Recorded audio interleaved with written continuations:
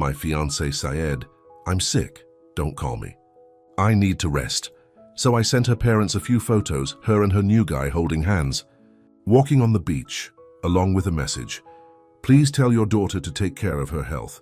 The next morning, my phone was flooded with missed calls. My fiancée told me she was feeling sick and needed a few days to rest alone. She said, please don't call or visit, I just need to sleep and recharge. So being the considerate idiot I am, I told her to take care. But then I thought, hey, her parents should probably know she's not feeling well. So I did what any caring future son-in-law would do. I politely messaged her mom and dad, attached a few pictures and wrote, hi, just wanted to let you know her name isn't feeling great. Hope she gets some proper rest. Please remind her to look after herself. The pictures, well, let's just say they weren't taken by me. They were from a friend who happened to be at a beach resort, 200 kilometers away, where my sick fiancé was very clearly not resting. The next morning, my phone went off like a fire alarm, 52 missed calls. From the outside, everything about us looked perfect. We'd been engaged for 6 months, wedding plans were rolling smoothly, and both our families adored each other. We were that couple, the one everyone pointed to when they said, see, some people really do make it work. I believed it too. I thought I hit the jackpot. She was smart, charming, had this calm energy that made me think, yeah, this is the person I'll grow old with. We barely fought, and even when we did, it was about small stuff like who forgot to buy milk. Nothing serious. Then one random Thursday night, she texted me out of nowhere. Hey babe, I'm feeling super run down lately.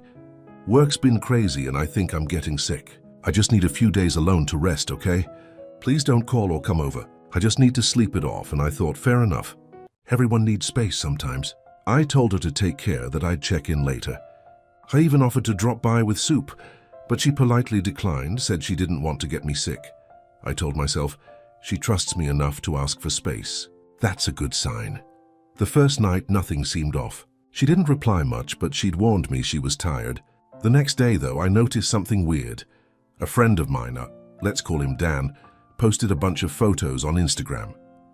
He was on a weekend trip with his girlfriend at some fancy beach resort about 200 kilometers away. I scrolled past at first, but one of the photos caught my attention. In the background, near the pool, I saw a girl wearing a white sundress. A very specific white sundress. It looked exactly like the one I'd given my fiancé for our 1-year anniversary. Not just similar, the same one. I even remembered the tiny floral pattern on the straps, because she once mentioned it was so delicate, it could rip if you pulled too hard. At first, I told myself it couldn't be her. What were the odds, right? But the longer I stared at that picture, the more my stomach twisted. Same build, same hairstyle, even the same small tattoo on her shoulder, the one she got with her best friend last summer. I tried to brush it off. I mean, it's 200 kilometers away. She said she was homesick. Maybe it's just someone who looks like her. But then I checked her messages again. She hadn't been online since last night. No replies, no updates. Just, I need rest. My brain started connecting dots I didn't want to see. So I sent Dan a message. Hey bro, random question. That resort you're at, what's it called? He replied, said the name, and then casually added, it's packed this weekend, lots of couples here.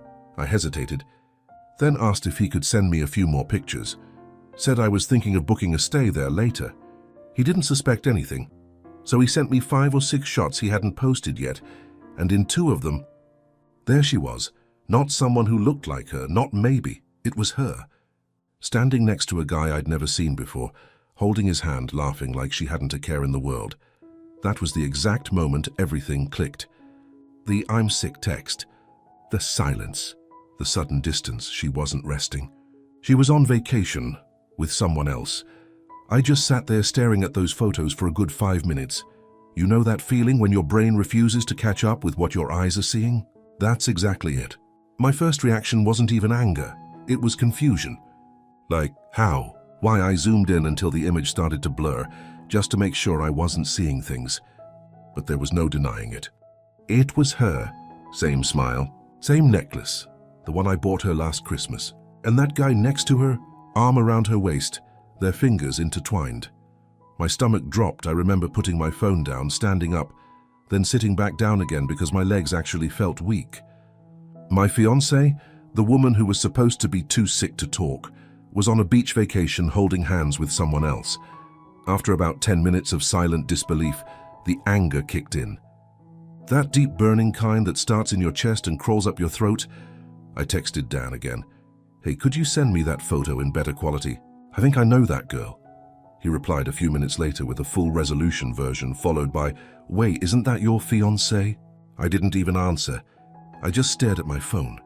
That one question said it all. I sat there for hours thinking what to do.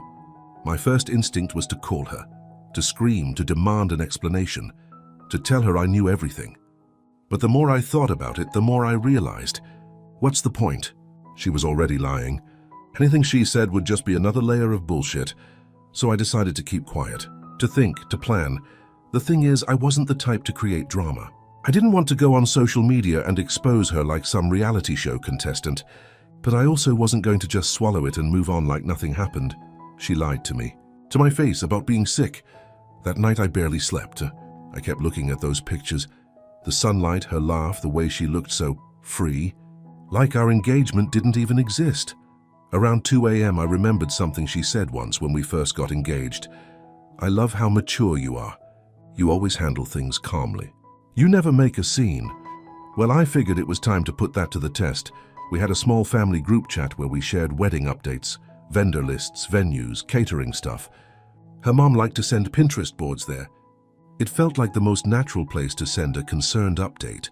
So instead of calling her, I opened the group chat with her family, the one we used to share updates about the wedding prep. It included her parents, her older sister, and me. I typed out a short message, polite, respectful, the kind of message that sounds like pure concern on the surface. Hi everyone. I just heard from her name that she wasn't feeling well and needed some rest. A friend of mine happened to send me a few photos from a beach resort this weekend. I think she's there. She looks happy though. Just wanted to share and remind her to take care of her health. I attached the photos, hit send and went on with my morning like nothing happened. Around 9 a.m., my phone started lighting up. It's one call, then another, then dozens more. First one call, then another, then another. By the time I looked, there were 52 missed calls, 10 from her, 5 from her mom, 3 from her dad. The rest were from cousins, mutual friends, and even her bridesmaid. I didn't pick up a single one. I just sat there sipping my coffee, watching my phone light up again and again like a slot machine hitting jackpot. Then the texts started coming in. Her first one, WTF did you do? Then it's not what it looks like, then please can we talk? Please don't do this. She tried to spin it and said the guy was just a co-worker, that they happened to book the same resort, that they held hands for a photo. I didn't even reply. It was pathetic I didn't reply. Her mom texted next something like, I'm so sorry I didn't know. Please let's talk before things get worse. And then her dad will handle this. I'll call you later. That was when it hit me. This wasn't just between us anymore. The secret was out. And not because I yelled or accused, but because I let the truth speak for itself. And honestly, it felt peaceful. For the first time in days, I wasn't angry. I wasn't heartbroken. Just calm. I didn't regret it for a second. I wasn't trying to humiliate her. Honestly, I didn't even want revenge. I just wanted truth. And I figured, if she was so comfortable lying to me, maybe she'd have a harder time lying to her own parents. About an hour later, I finally opened one of her texts. Please, can we talk? I'll explain everything. It's not what you think. Sure, because being photographed holding hands with another guy at a beach resort definitely has an innocent explanation, right? Maybe she tripped and accidentally fell into a weekend getaway. I didn't reply. A few minutes later, her mom called again. I didn't answer. Then came the message. We're very sorry for what happened. Please don't make any rash decisions. Let us talk to her first. Rash decisions? Lady, your daughter took a wellness retreat with a side of cheating. By noon, her dad texted me, short, direct. I'm sorry this happened. We'll deal with it. You don't have to talk to her anymore. That one made me laugh. Don't contact her. Buddy, that's the easiest thing I've done all week. By evening, I guess the reality must have sunk in for her, because the tone of her messages changed completely, from angry and defensive to desperate and guilty. I messed up. Please, I can explain. It was a mistake.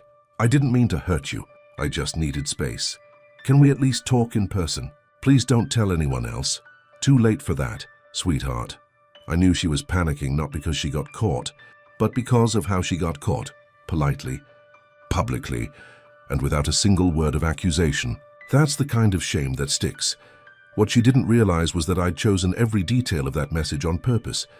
The polite tone, the concerned fiancé act, the phrasing like, "She looks happy, but I hope she rests and takes care of her health." That wasn't random. That was a scalpel. I wanted her family to see not just her mistake, but the contrast. The caring fiancé versus the lying daughter. I didn't need to raise my voice. I just let the truth wear a tuxedo and do the talking. That night, I muted my phone and met up with a couple of close friends. Told them the whole story. One of them just sat there with his mouth open like, "Dude, that's brutal." But the best part, none of them told me I overreacted. Everyone said the same thing. She played a stupid game. You gave her a classy ending, and that's exactly how it felt. Not revenge. Just closure delivered with manners. Later that night, when I finally checked my phone again, I had one last message from her. "You didn't have to humiliate me like that." I said I was sorry. I almost replied, "You didn't have to cheat like that." I said I loved you, but I didn't. Some things are better left unsent. Instead, I sent her just one message. Calm, short, polite, the same tone I'd used all along. "You feeling better now?" "Great. Then let's talk about ending this properly." And that was it. No drama, no screaming. Just quiet finality. The next day, her parents called to say they'd handle canceling the wedding venue and returning the deposits. Her mom sounded like she'd been crying. Her dad's voice was pure anger, but not at me. I thanked them for their honesty and said, "Don't worry, I'm not mad. I'm just done." And I meant it. A few days later, I met her parents in person, handed the ring back, thanked them, and left. People always imagine breakups happen in chaos. Crying, shouting, begging. But this one? It ended with silence. The kind of silence that's heavy but clean. I didn't block her. Didn't post anything. Didn't try to make her look bad. I didn't need to. She'd already done that herself. Over the next few days, word spread fast. Mutual friends started reaching out.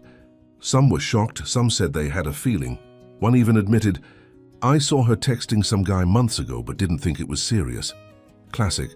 Her parents insisted on taking care of the cancellations. I offered to split the costs, but her dad flat out refused. Said it was their mess to clean up. Her mom called one last time to apologize. She sounded exhausted. I told her it's okay that I wished her daughter well. I meant it. Then came the last message from my ex-fiancé. "I'm sorry for everything. You didn't deserve it. I really hope you find someone who treats you the way you treated me." I stared at that text for a long time. It was almost poetic, if you ignored the fact that it came from the person who wrecked everything. I typed a reply, deleted it, retyped it, deleted it again. Eventually, I settled on something simple. Take care of yourself. And that was the final message I ever sent her. No closure talk, no emotional rehash. Just done. After that, I went quiet for a while. Deleted the wedding planning apps, cancelled the honeymoon trip, returned a few things we'd bought together. It was weird how freeing it felt. You'd think losing your fiancé would leave this giant hole, and for a while it did. But slowly that space started to feel like breathing room. I realized I'd been so focused on building a future with her that I stopped noticing how much of myself I'd bent to fit her expectations. The maturely calm but never overreacting guy she praised, that was me constantly managing her emotions, keeping peace, avoiding conflict, and in the end it didn't stop her from cheating. Funny thing, and she once said she loved me because I never made a scene. Turns out, not making a scene was the loudest scene of all. Funny how that works. A few months later, I heard she moved to another city. I didn't ask where. I didn't care. Whatever she's doing now, I genuinely hope she's happy, or at least honest. As for me, I kept my promise to myself. I didn't let this turn me bitter. I still believe in love, just not blind trust. Sometimes, people show you who they are the moment you stop trying to protect their image. And if you're wondering, it's no. I never picked up any of those 52 missed calls. I didn't need to, because that one message I sent, "You feeling better now?" Great, then let's talk about ending this properly, was the last conversation that ever needed to happen. The rest spoke for itself.